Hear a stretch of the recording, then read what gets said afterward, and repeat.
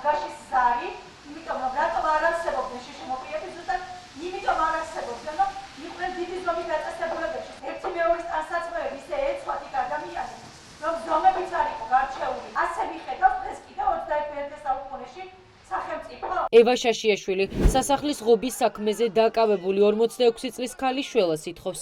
ონკოპაციენტი პატიმარი ადვოკატის ინფორმაციით ციხეში უკიდურესად მძიმე პირობებში ყავთ, თუმცა ღირსების შემლახველი გარემოს მიუხედავად შაშიაშვილის მთავარი საფიქრალი მისი 24 წლის შეზღუდული შესაძლებლობების მქონე შვილია, რომელსაც სპეციალურ დაწესებულებაში ყოფნის ვადა ეწურება და დიდი ზომის ინსტიტუციაში განთავსება ემუქრება.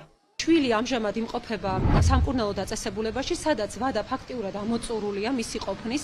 შესაბამისად, თუ შვილი გამოვა სამკურნალო დაწესებულებიდან, მაშინ ის რჩება ყველანაირი მხარდამჭერის გარეშე და ჩვენი ინფორმაციით შესაძლებელია განთავსდეს დიდი ზომის სამზრუნველო დაწესებულებაში შეზღუდული შესაძლებლობის მქონე პირებისთვის. ეს იქნება ასევე დამღუპველი ამ ადამიანისთვის, იმიტომ რომ ამ სახის დაწესებულებებში ჩვენ ვიცით სახალხო დამცველის ანგარიშებიდან და უამრავი სხვა ინფორმაცია არსებობს, რომ ადამიანები არიან გაცილებით დიდი რისკის წინაშე, რომ მათზე იძალადონ, ისინი აწამონ და იყვნენ არასათანადო და ადამიანისთვის შეუფერებელ პირობებში. სამართლის მინდა ლელას ვკითხო, რომ რა გადაუდებელი საჭიროება ნახა, ასეთი რომ გაუშვა დროებით პატიმრობაში და ლევა ელოდება განაჩენს ციხეში. დიდი ინსტიტუცია როდის იყო გამოსავალი ჩვენი შვილებისთვის. უბრალოდ რა პირობებია, რა მოეწონა იქ. ეხლა დღეს ევას შვილი არის იძულებით კურნალობის ქვეშ. იძულებით კურნალობის ქვეშ ყველამ კარგად გაითვალისწინოთ და გაითავისოს, რას ნიშნავს. ხვალ და ზეგ უბრალოდ ვერ დაგიცავთ ფიზიკურად, იმიტომ რომ ჩვენ თუ ეხლა ამაზე ყველაფერზე თვალს დავხუჭავთ, ხვალ უბრალოდ თქვენი სივრცე აღარ დარჩება. თავისუფლება ევას ამ მოთხოვნითა და შეძახილებით პროკურატურასთან აქცია შშმ პირთა თემმა გამართა. ადამიანები, რომლებსაც კარგად ესმით, რას ნიშნავს შეზღუდული შესაძლებლობების შვილის ერთადერთი მზრუნველისა და მხარდამჭერის დაპატიმრება, შაშიაშვილის გირაოს სანაცვლოდ გათავისუფლებას ითხოვენ.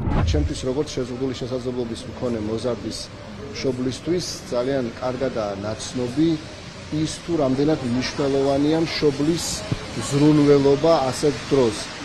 ის მზრუნველობა, რაც მოაკლდა ევა შაშიაშვილის შვილს სისტემის და უსამართლო სასამართლოს გამო, ჩვენ დაუყოვნებლივ ვითხოვთ ევა შაშიაშვილის გათავისუფლება. თემი ყველა იმ რისკსა და საფრთხეზე საუბრობს, რომელიც შშმ პირთა დიდ ინსტიტუციაში განთავსებას უკავშირდება. მათთვის ეჭვგარეშეა, რომ ქართულმა ოცნებამ ევა შაშიაშვილის დაკავებით შეუქცევადი ზიანი ორი ადამიანის ჯანმრთელობას მიაყენა. ერთის მხრივ ონკოპაციენტ დედას, მეორეს მხრივ კი მის შშმ შვილს. მისი ციხეში ყოფნით ისჯება ფაქტობრივად მისი 24 წლის შვილი, რომელიც არის შშმ პირი და მის გარეშე, ევას მხარდაჭერის გარეშე, გამოდის რომ უნდა გადაიყვანონ სადღეღამისო თავშესაფარში და თვითონ პროკურატურის წარმომადგენლები ამბობენ, რომ თავშესაფრებში ჩადენილი ძალადობის და სხვადასხვა დანაშაულის გამოძიება ბევრად უფრო რთულია, ვიდრე მაგალითად ოჯახში ჩადენილის ან სხვაგან ჩადენილი დანაშაულის სხვადასხვა მიზეზების გამო. ეს ადამიანი შესაძლოა აღმოჩნდეს უფრო მომატებული ძალადობის მსხვერპლი და რისკის ქვეშ და ეს ძალადობა შეიძლება არც იქნეს კიდევ გამოძიებული. ერთადერთი მზრუნველის დაპატიმრებით გამოტანილი განაჩენი დრო ცოტა რჩება. თუ კი ევა შაშიაშვილი გირაოს სანაცვლოდ არ გათავისუფლდება, მისი შვილის მომავალი დიდი კითხვის ნიშნის ქვეშ დადგება. ამას ემატება ისიც, რომ დაპატიმრების შემდეგ უკვე მეორედ ქალის საკანში ღირსების შემლახველ გარემოზე საუბრობს. პირველად ეს მოცემულობა გამოსწორდა, ახლა კი სპეციალურ პენიტენციურ სამსახურს ინფორმაციაც კი არ გავრცელებია.